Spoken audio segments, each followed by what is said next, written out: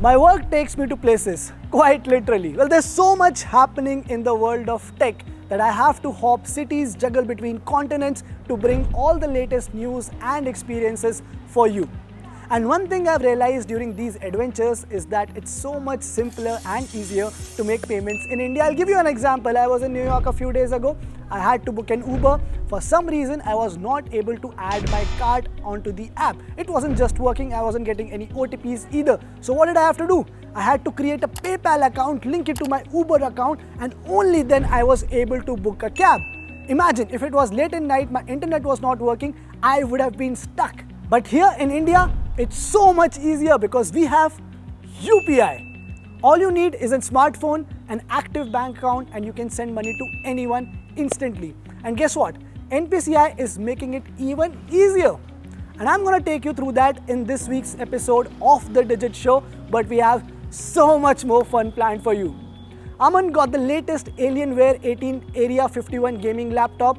Of course, he's been missing office a lot lately. And he's gonna give you a teardown of that at the Digit Test Labs. And for all the OnePlus users out there, there's a magical update coming. So let's not waste any more time and get started with today's episode. I am Manas Tiwari. You're watching The Digit Show.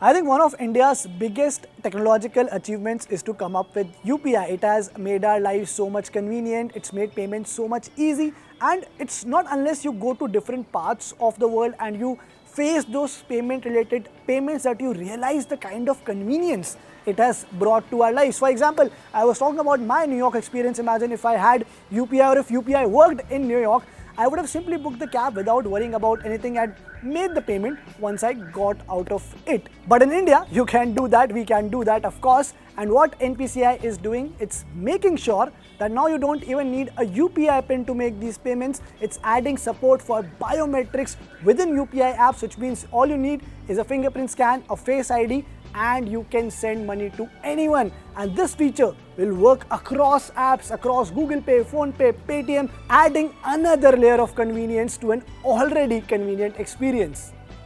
How do you use that?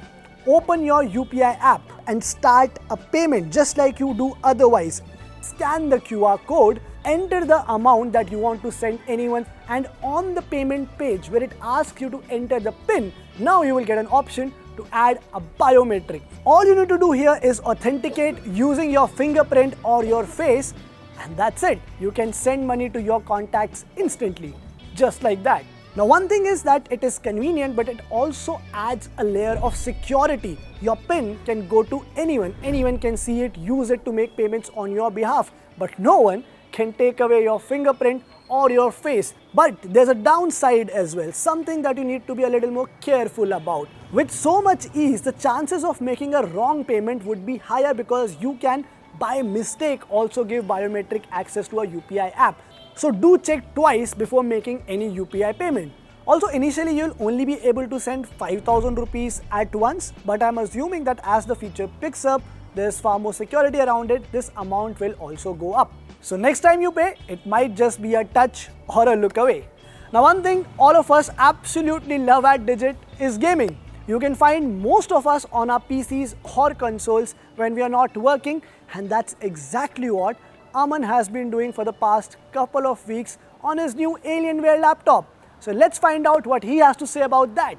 If you're a gamer, you've probably imagined your perfect gaming setup. A huge display, loud immersive sound, good lighting, and the power to run any game you throw at it. Well, that's pretty much what Dell's latest Alienware 18 Area 51 laptop is all about. It is big, it is bold, and it is built to dominate.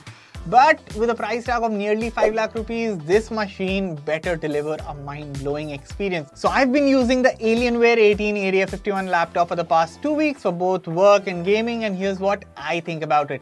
Hello everyone, I'm here for Digit, and now let's get started.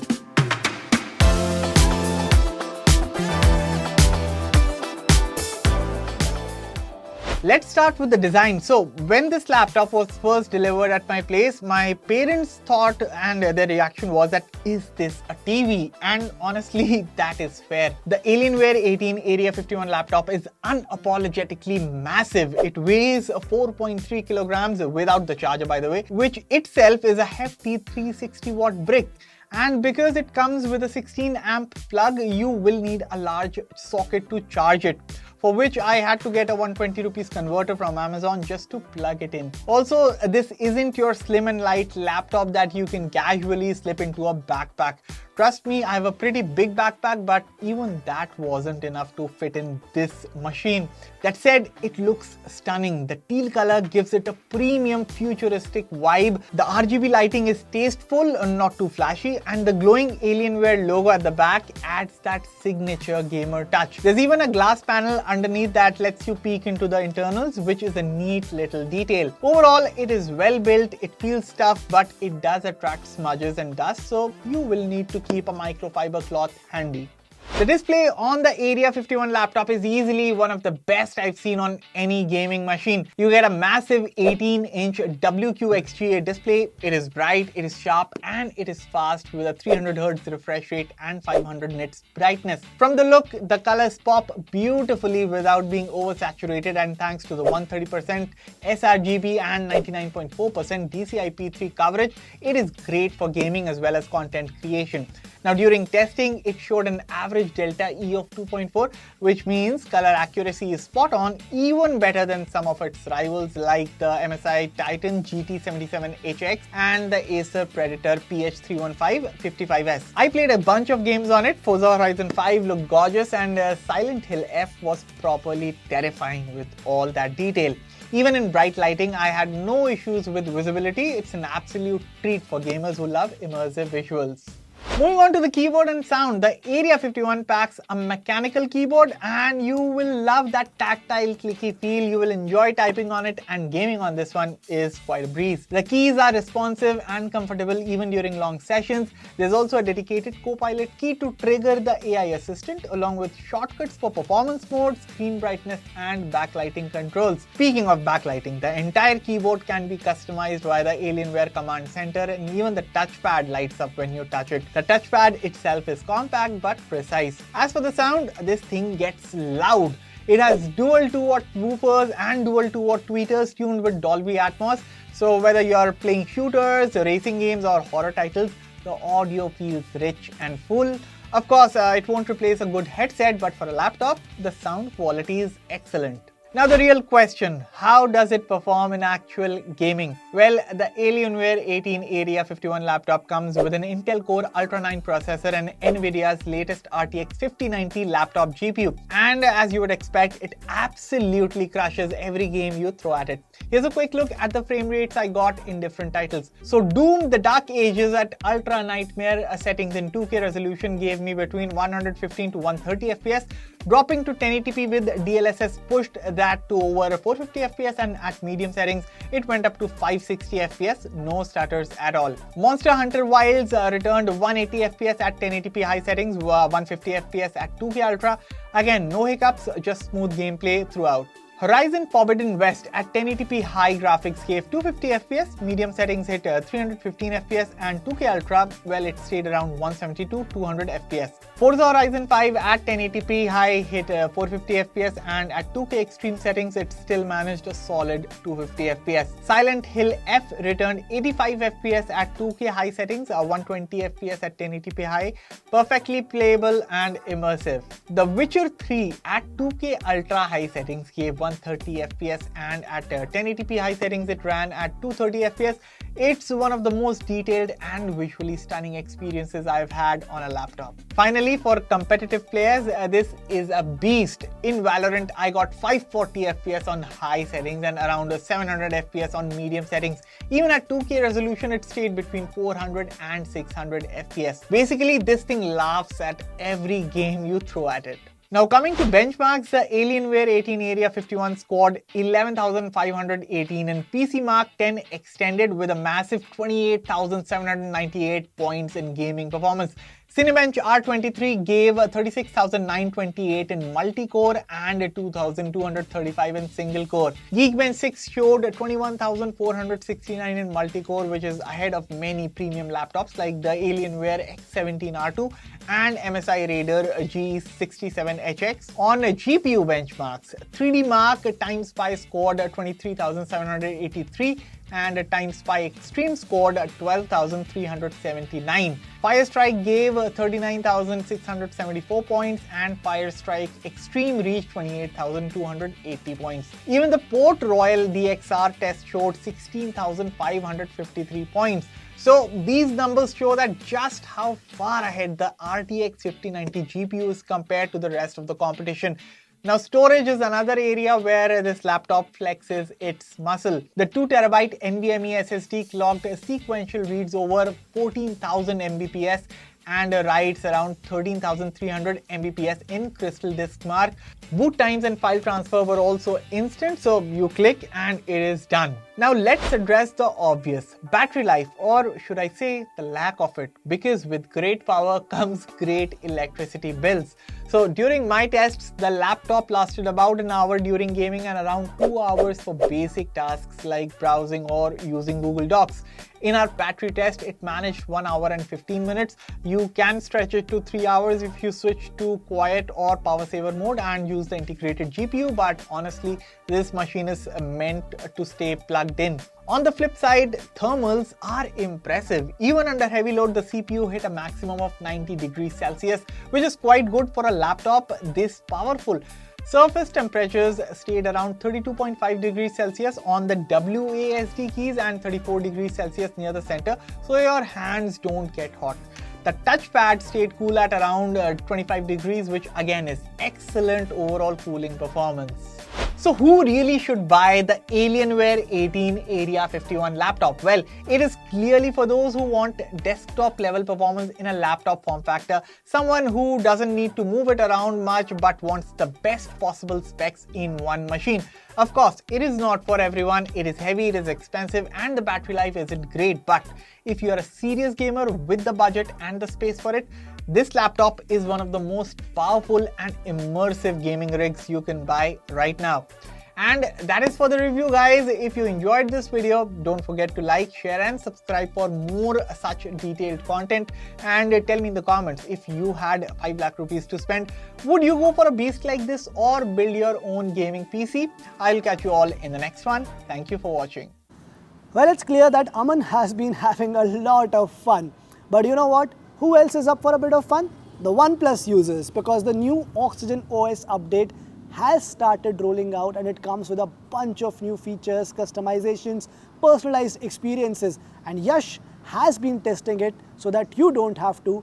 Let's go to him as he brings out all the hidden features, tips and tricks that you need to know to get the best out of your OnePlus phones. It's Android 16 time now and almost every brand is putting their AI twist to it. OnePlus has also launched the OxygenOS 16. That I would say is more exciting than most of the phones that are being recently launched right now. This is OxygenOS 16 and if you thought OxygenOS was already smooth, then I would say this version is butter in motion. And yes, there are some new hidden Easter eggs inside that I'll be talking about at the end of the video, so just make sure you stick around for that. Welcome back to the world of crazy tech. This is me, Yash, and you're watching Digit. So let's start with the first thing that's instantly noticeable, the animation and smoothness. So OnePlus calls it flow motion animation, and it's not just a fancy name. You can literally feel the seamlessness flow from AOD to lock screen to home screen to apps. Hard to show it on camera, but you're just gonna have to take my word for it. OnePlus OxygenOS 16 also brings in tons of customization features and some of them are genuinely useful. Like there's this new Flux Theme 2.0 that comes with more and more design options, and few of them are a bit funky, but there are some subtle options as well. Then there's lock screen customization, and now you can tweak font styles, more clock layouts, add mini widgets that shows information like steps, weather, battery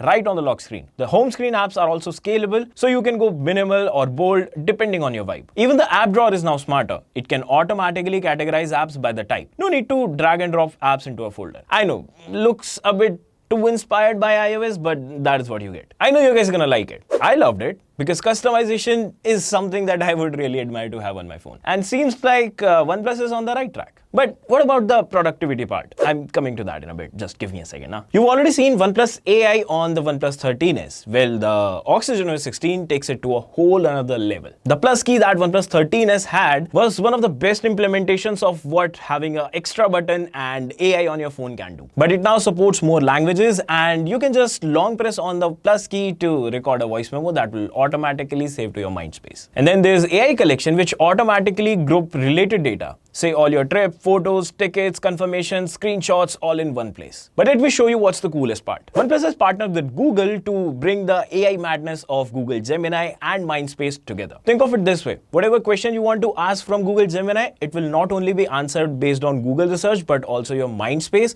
so that you have like a more precise answer. But all of this is going to be helpful only if you use Mindspace in your day-to-day life. If your Mindspace data is empty, I'm sure even AI cannot help you out. The Notes app also brings in tons of new AI features. Let me show you how they work. So there's new thing called AI Writer that can polish, format, and proofread your notes. And you can even turn plain text into tables or mind maps automatically. Let me show you how it works. So there is like a very complex form of a family tree that will take me hours and hours to understand. And if I just select all of this, go on to AI Writer, on the bottom left, tap on Mind Map, the OnePlus AI will do its thing and basically will give me a very precise and a very properly formatted form of all of this information that is very easy to grasp. Now, if you want, you can copy it, maybe export it as a PDF or maybe as an image and use it wherever you want. Also, there is new option to put all of this information in a table. So let's say if you have like a very complex form of information that you want to put it in a table form, you can just do that by hitting on table. And similar to Mind Map, you can then copy it, maybe paste it in Google Sheets, maybe paste it in whatever software you want. But yeah, a good feature all in all. The camera app has gotten some AI rework. There's new thing called text scanner that can basically fix document angles, remove glares, and output a clean, flat scan. Even if you're clicking a picture of a screen from a distance, it'll just do its thing and give you a good output. There's also AI Portrait Glow, which enhances the overall lighting of a shot. You might have seen those pictures where some part of your face is not properly lit. So yeah, this is there for the rescue in those situations. And there's AI Perfect Shot also, which fixes blinked eyes, maybe awkward faces using face substitution. OnePlus has also gone heavy with the ecosystem features this time, and this is something that some features I was not even expecting. You also get live commute updates, food delivery tracking like Zomato, sports scores, all intelligently shown in your lock screen, and Fluid Cloud. That is basically OnePlus's version of Dynamic Island. Okay, so that wraps up about most of the video. So let me talk to you about the hidden Easter eggs of the new OnePlus OxygenOS 16. I guess you're already aware about the part where you open the calculator, type in 1 plus hit is equal to, and it shows you a fun little animation that celebrates the OnePlus logo. But this time around, there's another hidden Easter egg. So all you have to do is open your dialer app, hit on 1 plus, and hit the call button, and you'll get to hear a secret message. So bring your phone closer and hear this message out. Be bold. It takes courage to be different. Be fast and be smooth. Hear what's never been heard. See what's never been seen. Imagine it. Then make it real. Start with 1. Find your plus. Never settle. So to sum it up, the major focus of OnePlus's OxygenOS 16 was on customization and making the overall usability a bit better. It's overall fast, smooth, smarter, and kind of decency that you would expect from OnePlus's OxygenOS. Yeah, I think this has a lot of DNA from it. Hands down, I'm very excited to try it out on future OnePlus phones. I'm really excited to see how the UI is gonna be like, because that'll have better displays and processors. So yeah, all in all, very excited. So that was it for this one. If you like what you watched, make sure to hit the like button, subscribe to the channel, and share this video with your friends and family members who have a OnePlus phone. Feel free to leave a comment, ask us some questions about the OnePlus OxygenOS 16. I'll be happy to answer you that. Alright, I'll see you in the next one. This is Mir signing off, and I'll see you in the next one. Thank you so much, Yash. I'm sure a lot of our viewers will find that useful. But you guys know what Yash loves apart from gadgets? Sweets. And sweets are what you get on Diwali. The decorations have started. I am heading home to celebrate Diwali with my family, and I'm sure you're looking forward to doing the same. So wishing you a very happy Diwali from the entire Digit team. Hope you and your family have a great time. I'll see you next week, same time on the Digit Show, only on Times Now.